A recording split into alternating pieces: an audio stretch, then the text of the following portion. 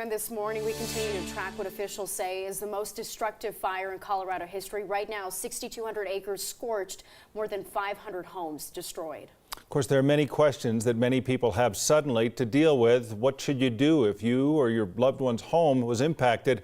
On the phone now with us is Carole Walker. She's the executive director of the Rocky Mountains Insurance Association. Carole, what would the first steps be for someone who's been directly affected by these fires? Yeah, Tom, so many of our fellow Coloradans, friends and neighbors are waking up to the heartbreak of yesterday's fires and even continuing in today. Their first thought is, where can I stay? Where can I stay tonight?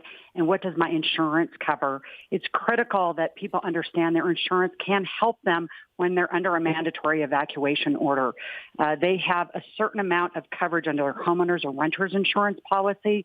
And under that evacuation order, it triggers what we call additional living expenses. This will provide them with a certain amount of out-of-pocket money that will help them stay in a hotel, get lodging, also pay for out-of-pocket expenses while they're out of their home. So what they need to do this morning is immediately contact their insurance agent or their company. And with the magnitude of these fires, the insurance companies are already activating their catastrophe teams, so they will put extra resources into this. We've provided lists where if you don't have your insurance company's contact information, we can help get that to you. But certainly that should be one of your first calls this morning. Let them know where you are. And if you do have insurance, you likely have some extra financial help for living elsewhere. So you don't have to stay in that shelter. You'll have extra money for lodging.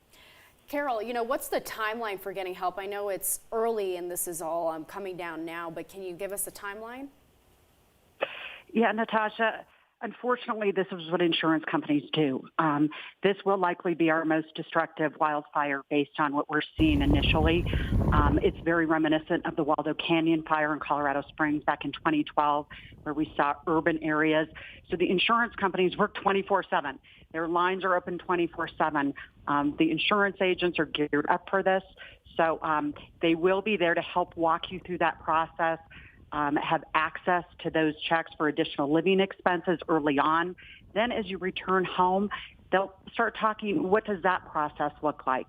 In meeting with your adjuster, if your home is uninhabitable, find you somewhere to live elsewhere long term. Those are all things that I know everyone's panicked this morning.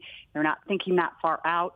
The first thing they really need to do is get in touch with their insurance company, their agent, start walking through that process and get any of that out-of-pocket money they may need. If you are out of your home or staying with friends and relatives, hang on to those receipts that you use for food, for other expenses. Those will be reimbursable if you do file a claim, Natasha.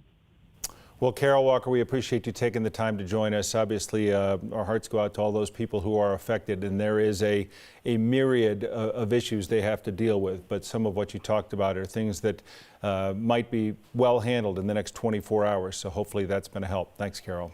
Yeah, Tom, just know that there are a lot of resources available to help them through what we know is going to be a process and a very, very heartbreaking process, but we're here to help.